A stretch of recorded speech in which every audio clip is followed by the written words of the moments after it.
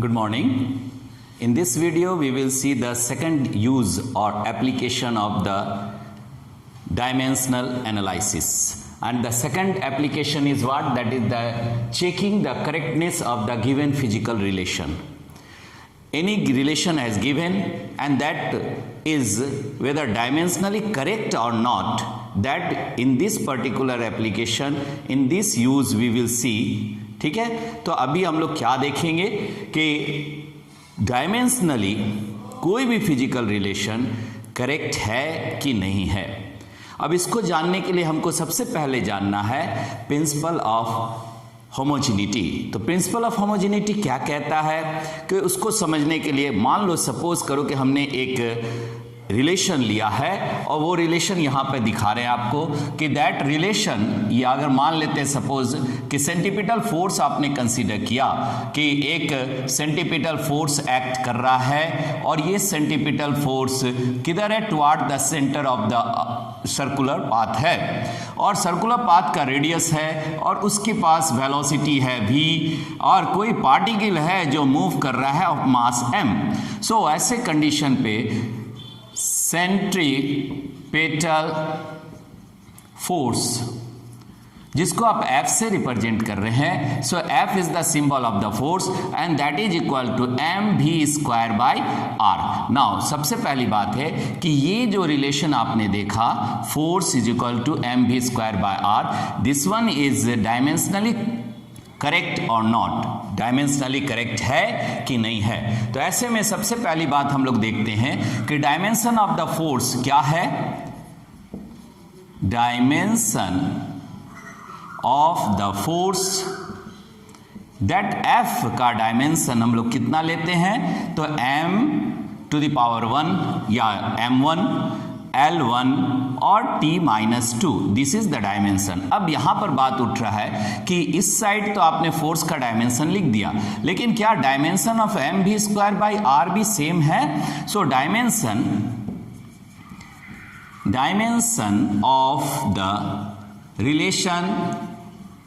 Relation आपने क्या लिया है? That is the mv² by r। अब इसका डायमेंशन चेक करो तो हम यहां पर m is the mass, m क्या है? मास है। Moving with A velocity, velocity क्या है? v है और रेडियस हो गया दैट इज द लेंथ। तो हम यहां लिख सकते हैं मास का डायमेंशन m, वेलोसिटी का डायमेंशन L_t-1 और इसका स्क्वायर कर दिए और नीचे रेडियस है तो रेडियस का डायमेंशन लेंथ होता है, लेंथ से हम रेडियस को मेजर कर रहे हैं। तो ऐसे में हम क्या लिख सकते हैं कि mv² by r that is equal to, यहां पर कितना आ गया? तो L, एक L और ऊपर से भी एक L कैंसिल हो जाएगा तो mLt-2।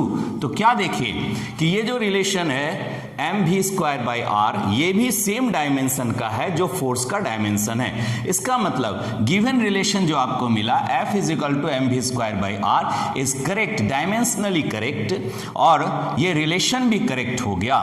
ठीक है, तो ऐसे में हम क्या देख रहे हैं कि that dimensionally both the side means हम कह सकते हैं कि अगर हम इधर लेफ्ट ले रहे हैं, इधर राइट ले रहे हैं या लेफ्ट इधर कर दिए तो LHS right left hand side, RHS right hand side, ये दोनों साइड क्या है? इक्वल है बाय द डायमेंशन। ठीक है, तो गिवन रिलेशन हमारा करेक्ट हो गया। Dimensionally both the side are equal, so the given relation is correct. हम लिख सकते हैं यहां पे डायमेंशनली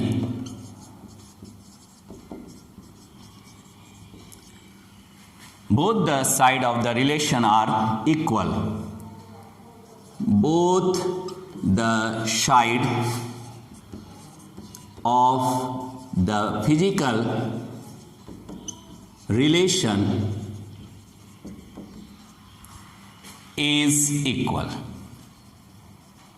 ठीक है, इक्वल है, दोनों इक्वल है, thus the given relation is correct।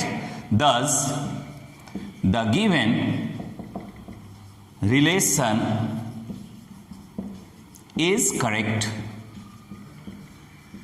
और कह सकते हैं डायमेंशनली करेक्ट।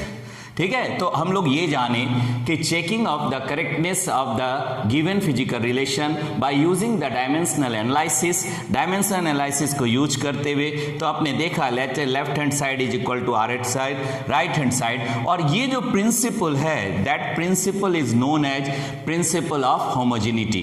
तो प्रिंसिपल ऑफ होमोजेनिटी मतलब जितना भी फैक्टर होगा रिलेशन में वो सभी फैक्टर डायमेंशनली करेक्ट होगा, डायमेंशनली सेम होगा, डायमेंशनली इक्वल होगा, तो ऐसे को हम कहेंगे प्रिंसिपल ऑफ होमोजेनिटी। तो देखो हम यहां पे लिख रहे हैं प्रिंसिपल ऑफ होमोजेनिटी कि अगर जनरल कंडीशन अगर हम लेते हैं तो ऐसे में प्रिंसिपल ऑफ होमोजेनिटी क्या कहता है, according to this means principle of homogeneity, the dimension of the fundamental dimension of the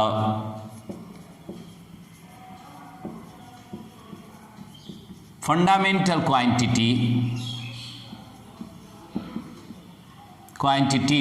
fundamental quantities of the side या of two sides of a physical quantity कह सकते हैं, of two sides of a physical quantity या relation, physical relation जो आप ले रहे हैं, रिलेशन मस्ट बी सेम होगा। तो ये प्रिंसिपल ऑफ होमोजेनिटी हुआ।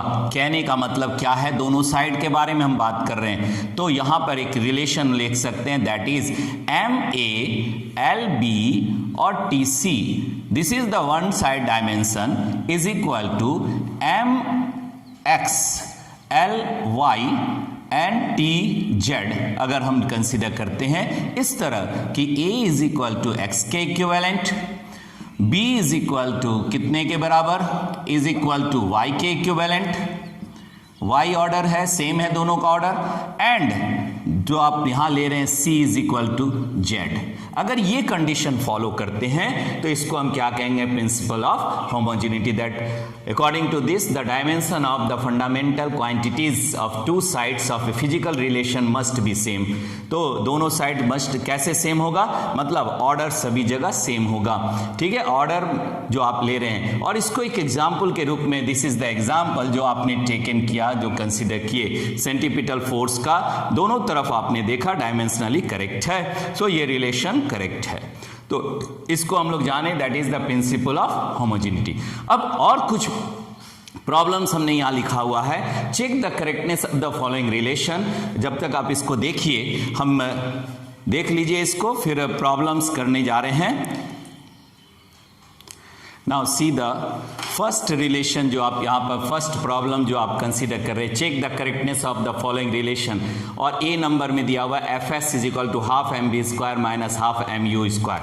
तो हम इसका सॉल्यूशन अगर कर रहे हैं तो सॉल्यूशन में सबसे पहले हमको लिखना है कि जो फंक्शन आपको, जो आपको रिलेशन दिया हुआ है, रिलेशन क्या है, FS is equal to half MV square minus half MU square. देखो यहाँ पे तीन फैक्टर है, एक फैक्टर ये रहा, दूसरा फैक्टर ये रहा, तीसरा फैक्टर ये रहा, और तीनों फैक्टर में हमको ये देखना है कि डायमेंशनली तीनों फैक्टर बराबर है कि नहीं। तो तीनों फैक्टर बराबर होने के लिए हम डायमेंशनली ईच फैक्टर को कंसीडर करेंगे और ईच फैक्टर को देखेंगे कि दोनों साइड डायमेंशनली करेक्ट है। तो अब पहले अगर हम देख रहे हैं dimension of the force into S,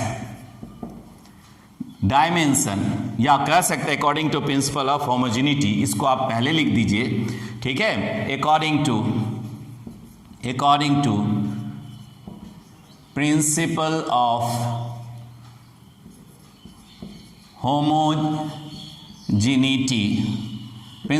homogeneity, dimension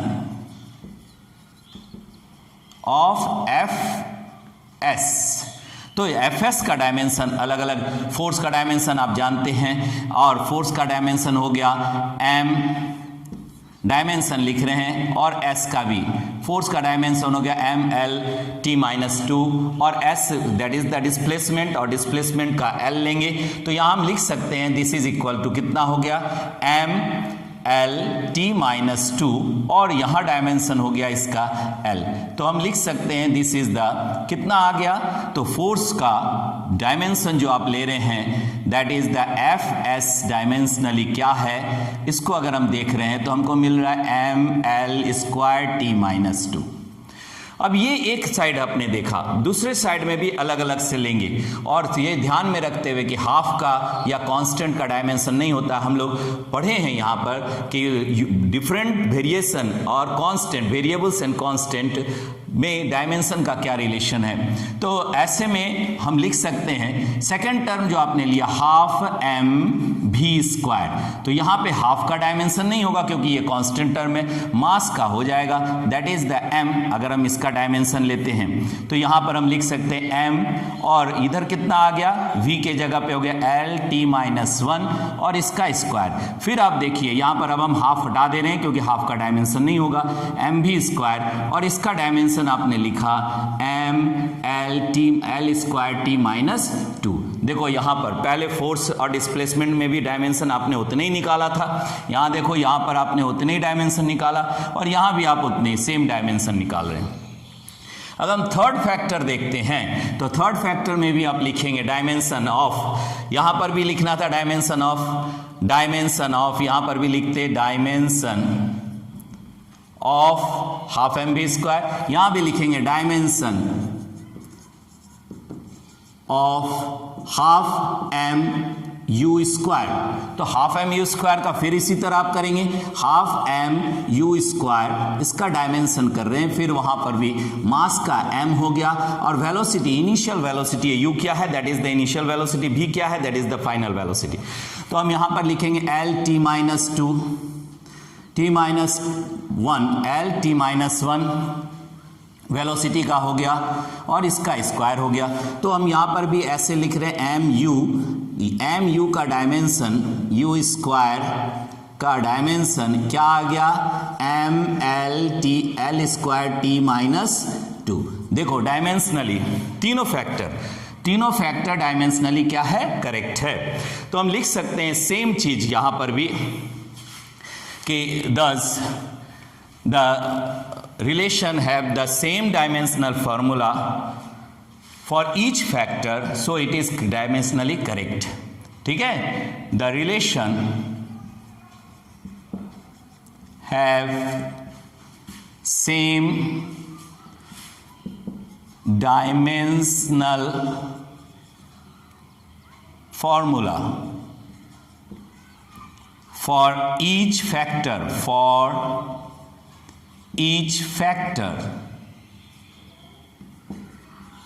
thus it is the correct relation, thus it is correct relation। अब इसी तरह हम बी नंबर भी देख रहे हैं, ये तो आपने सॉल्यूशन ए देखा था, अब इसको देख लो डायमेंशनली आपने देखा और अब इसके बाद सेकंड नंबर देख रहे हैं। Now see the second relation s is equal to ut plus half at²। तो इक्वेशन ऑफ मोशन है यहाँ पे s that is the displacement, यहाँ लिख देते हैं s is equal to ut plus half at²। अब ईच फैक्टर ये भी डायमेंशनली करेक्ट है, इसको अभी हम लोग वेरीफाई कर लेंगे। तो पहले डिस्प्लेसमेंट देख रहे हैं तो डायमेंशन, और आप ऐसे ही लिखेंगे उस समय according to the principle of homogeneity, ठीक है, या लास्ट में भी आप लिख सकते हो। तो डायमेंशन ऑफ डिस्प्लेसमेंट एस का डायमेंशन क्या लिख रहे हैं, S is equal to length हो गया एल। उसी तरह dimension of UT, dimension of UT, तो यूटी का डायमेंशन क्या हो जाएगा यूटी। अब यहां पर u का डायमेंशन हो गया that is the velocity, initial velocity lt-1 और t तो टाइम है तो t आप ले लिए। अब इसको देखो यहाँ पे t कैंसिल हो गया, एक पॉजिटिव एक निगेटिव है, तो यहाँ हम सीधा सीधी डायमेंशन क्या लिखेंगे l लिखेंगे। तो जो आप पहले देखे थे डिस्प्लेसमेंट में वही डायमेंशन फिर आ रहा है इस यूटी के रिलेशन में भी, फैक्टर में भी। नेक्स्ट फैक्टर क्या हो गया, dimension of half AT square. अब देखो यहां पर भी हम लिखेंगे तो यहां पर भी हाफ का कांस्टेंट का डायमेंशन नहीं होता है, कांस्टेंट का ये क्या है, डायमेंशन लेस कांस्टेंट है, इसलिए यहां पर डायमेंशन नहीं होगा। और यहां पर हम a का डायमेंशन लिख सकते हैं LT-2 और ये हो गया, और t का यहां पर आप क्या ले रहे हैं, तो t का स्क्वायर ले रहे हैं। तो अब देखो यहां पर भी t कैंसिल हो गया and that is equal to the L। तो अब आप क्या लिख सकते हो कि that is dimensionally both the side each factor have the same dimension. L यहां भी है, L यहां भी है, L यहां भी है, यहां पर भी आप देख रहे हैं L, ठीक है, L यहां भी देख रहे हैं, L यहां भी देख रहे हैं, ठीक है, L यहां भी देख रहे हैं, ठीक है। कहने का मतलब ये तीनों जगह डायमेंशनली सेम है, तो हम लिख सकते हैं अकॉर्डिंग टू प्रिंसिपल of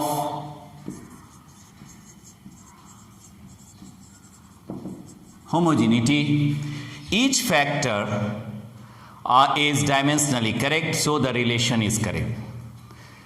आप यहां से इसको भी लिख सकते हो, the relation have the same dimensional formula for each factor thus it is correct relation. तो ये देखें प्रिंसिपल ऑफ होमोजेनिटी के द्वारा। अभी हम लोग तीसरा नंबर बनाने जा रहे हैं, थर्ड को देखेंगे, ठीक है, इसको आप देखिए। Now see the third relation, और थर्ड रिलेशन में v is equal to AT plus B oblique T-1 लिखा हुआ है। और यहां पर हम कह सकते हैं क्वेश्चन क्या है कि A और B का वैल्यू निकालो, dimensionally what is the value of A and B। यहां लिख सकते हैं what is the value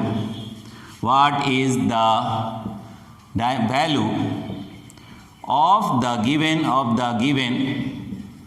constant A and B, इन दोनों का वैल्यू क्या है या डायमेंशनल वैल्यू क्या है, डायमेंशन के हिसाब से आपको निकालना है। और ये भी प्रिंसिपल ऑफ होमोजेनिटी को देखते हुए करना है। रिलेशन आपने लिखा v is equal to AT plus B, नीचे हो गया यहां पर आप लिख सकते हो B, और ये हो गया कितना T माइनस प्लस C। अब देखो यहां पर A, B एंड C है, यहां पे तीन वेरिएबल्स है A, B एंड C कह सकते हैं, ये तीनों का आपको निकालना है, क्वेश्चन मार्क है what is the value of the given constant. और डायमेंशनल वैल्यू कर सकते हो, डायमेंशनल वैल्यू, ठीक है, या dimension, what is the dimension of the given constant A, B, C। तो कैसे निकालेंगे, तो according to principle of homogeneity अभी हम लोग समझे कि अगर रिलेशन करेक्ट है तो डायमेंशनली हर फैक्टर सेम डायमेंशन का होगा, हर फैक्टर सेम डायमेंशन का होगा। मीन्स अभी हमने बात किया, यहां देख भी रहे हैं कि दोनों साइड इक्वल होगा डायमेंशनली, तो ऐसे में क्या बोल सकते हैं, according to principle of homogeneity each factors dimensionally same according to principle of homogeneity each factors are say dimensionally same, dimensionally same। अब अगर ऐसा है तो वेलोसिटी का डायमेंशन क्या हो गया और AT का डायमेंशन वही होगा, सभी का एक होगा, v इज द वेलोसिटी। तो वेलोसिटी का अगर हम यहां पे ले रहे हैं for the first factor AT is equal to v। अब AT v है और v का डायमेंशन आप जानते हैं वेलोसिटी का, वेलोसिटी, तो वेलोसिटी का डायमेंशन क्या हो गया, AT is equal to dimension velocity LT-1। देखो अब यहां t है, ये भी टाइम है, इसको भी हम दो अलग अलग फैक्टर में लिख सकते हैं। a का डायमेंशन निकालना, a कांस्टेंट है और t का डायमेंशन t होगा, इसको नीचे कर दिए तो a का डायमेंशन कितना आया, that is the LT-1 by t। इसको अब आप पूरे को ले सकते हैं डायमेंशन के रूप में, तो हम यहां क्या लिखेंगे, LT-2 that is the dimension, a का डायमेंशन निकल गया। ठीक है। अब इसी तरह हम बात कर रहे हैं बी में भी, लेकिन बी में ऑब्लिक में भी कैरेक्टर है और टी प्लस आप लोग सब जानते हैं कि एडिशन और subtraction by the like terms होता है। इसका हमने टी, अगर ये टी यहां पर आप लिख सकते हो कि सिंबल हैज माने सेम मीनिंग जो आप ले रहे हैं, तो ऐसे में हम क्या लिख सकते हैं, t प्लस सी को अगर हम लेते हैं तो that is equal to time, dimension of time, time का डायमेंशन है, तो टाइम का ही पूरा फैक्टर है। तो हम यहां पे लिख सकते हैं t का वैल्यू कितना हो गया, डायमेंशन ऑफ टाइम t है, तो c भी आपका क्या हो गया, डायमेंशन ऑफ टाइम t हो गया। ठीक है, ये पूरा डायमेंशन ऑफ टी का है। तो ऐसे में आप यहाँ पे क्या लिखेंगे, टी हो गया, और ये वैल्यू सी का वैल्यू टी निकल गया, तो बी हमको निकालना है। Now see the value dimension of B, dimension for dimension of B कह सकते हैं, for dimension of B, B का डायमेंशन निकालना है। तो बी और नीचे हो गया टाइम का डायमेंशन टी, जो आप अभी देखे। ठीक है, यहां से हम इधर लिख दे रहे हैं, तो ये आपके पास आ गया। यहां से देखो तो ये हम लिख सकते हैं डायमेंशन ऑफ बी को, ये रिलेशन हमारे पास आ रहा है, बी बाई नीचे डायमेंशन आपने टी का लिखा इज इक्वल टू वेलोसिटी, और वेलोसिटी क्या हो गया, एल टी माइनस 1 हो गया। इसको आप वेलोसिटी लिख दो पहले, और सिंपल वे में भी आप लिख सकते हो कि इसका वैल्यू आपने निकाला है डायमेंशन इतना का टी माने हो, दैट इज बी, और v का डायमेंशन हो गया एल टी माइनस 1।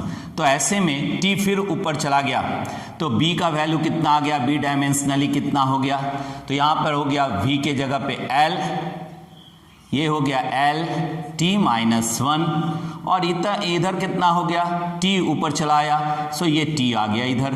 तो यहाँ पर b भी डायमेंशनली क्या हो गया, किसके बारे में है, लेंथ का डायमेंशन हो गया। तो इस तरह करके हम लोग a का डायमेंशन निकाले, c का टाइम के साथ हो गया, और b क्या हो गया, लेंथ का डायमेंशन हो गया। इस तरह a b c का डायमेंशन और फिजिकल रिलेशन क्या है according to the principle of homogeneity, ये हम लोग देखें। ठीक है, तो इस तरह करके कई प्रॉब्लम्स को हम लोग सॉल्व कर सकते हैं। That is the second use, checking of the correctness of a given physical relation by using the principle, that is the principle of homogeneity. So in the next video we will go through the third application, that is to find dimensionally the relation between the given physical quantities. ठीक है, till that good luck to all of you.